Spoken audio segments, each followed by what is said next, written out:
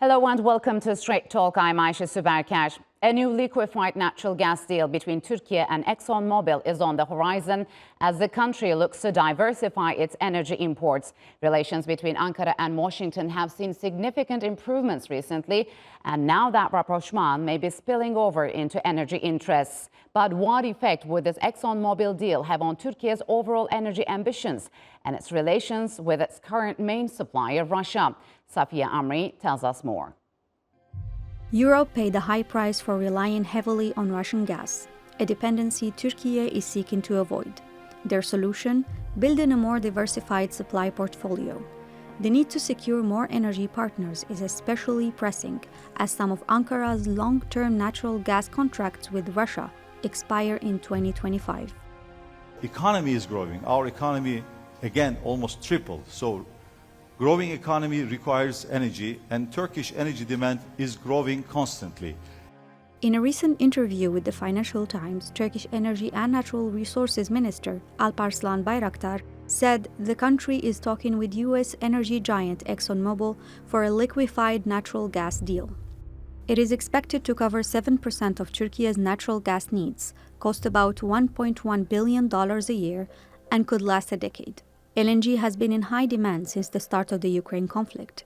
Despite its high infrastructural cost, many European countries opted for it as sanctions weigh heavily on Moscow and its vast pipeline network.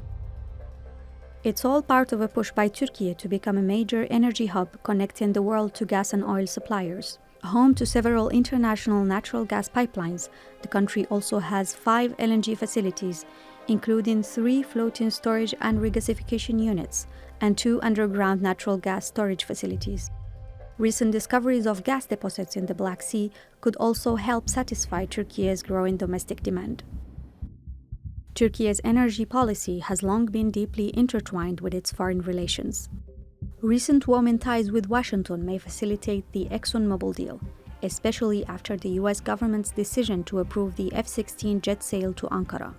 On the other hand, Russia is growing weary of partners seeking new energy deals and might be running out of options to dodge Western sanctions. The EU is now preparing to target Russian LNG exports, a bold move that was only viable after the bloc reduced its dependence on Russia's gas by 2/3. Turkey may have succeeded in keeping Russia close through diplomacy, but its energy interests could just be about to change. Safiye Amri, TRT World. And for more on Turkey's energy ambitions, joining me now from London is Maria Jaller-Makarewicz. She is a lead energy analyst at the Institute for Energy Economics and Financial Analysis, and Marzec-Manser, the head of gas analytics at ICIS. A warm welcome to you both, and thanks for joining me on Strait Talk. So, Maria, what do you make of this deal? Is Turkey looking to curb its dependence on Russia for natural gas? Well, this is important for Turkey because they have some long-term agreements for natural gas that are coming by pipeline with Russia, Iran, Azerbaijan, and they're already coming to the end of these contracts. So they need to secure some contracts for LNG. If we could put this into context, the contract is for 2.5 million tons of LNG. And actually, Turkey imported around 10 million tons. So we are talking around last year. So we are talking around 25%. Already we know that Turkey imports around 40% of gas from Russia, majority of that coming from pipeline, and that they want to diversify sources. So what they need to secure is some other sources of LNG. So, Tom, Maria mentioned that actually said strategic reasoning behind this deal is because Turkey maybe is taking its own precautions because before some of its long-term contracts with Russia and Iran, which expire in 2025 and 2026. But why is Turkey aiming to decrease its dependency on cheap Russian gas while increasing its dependency on expensive US gas? That is more complicated to transport and store?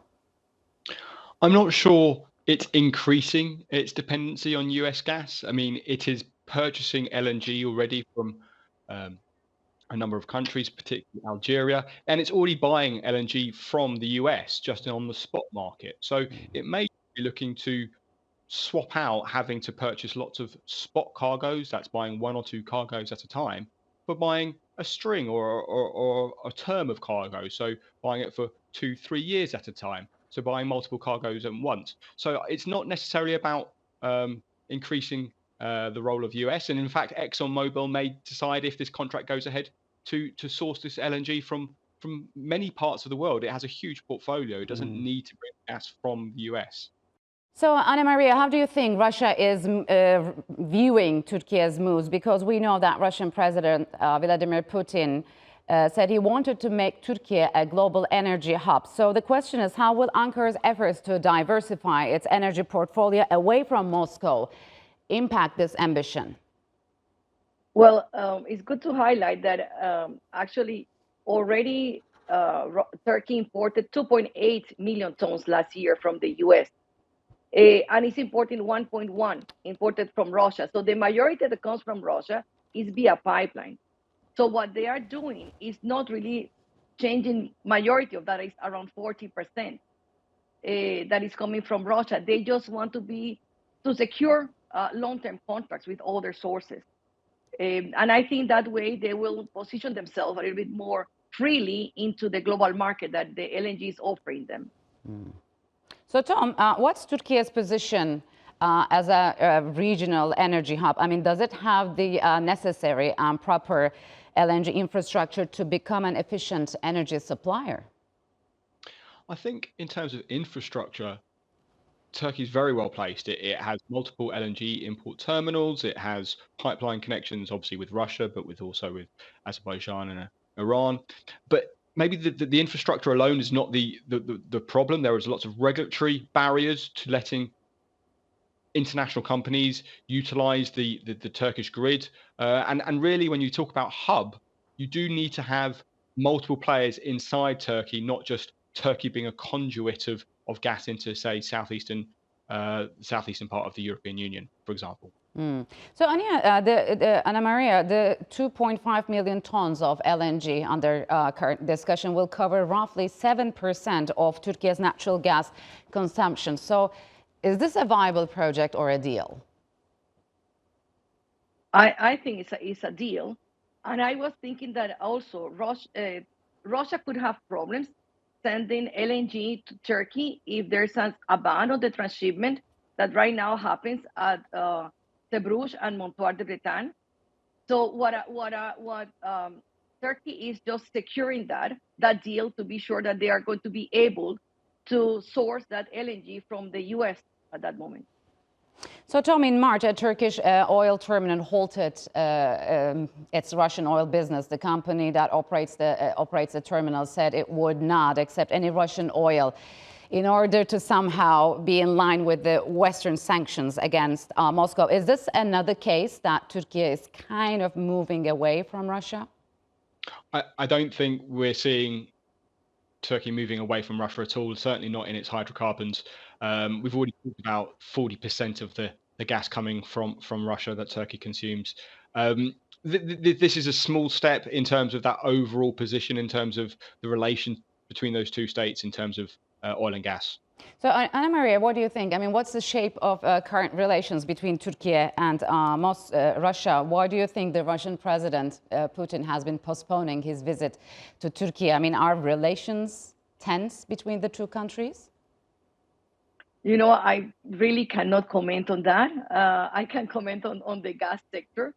I think Tom actually was nodding. So, Tom, what's your take? Are relations tense? I can't necessarily say about the tensions are tense, but I can certainly view that the idea that the Russian administration and Gazprom in particular will not want to lose Turkey as a major consumer of its gas. It's a very, very important market for Gazprom.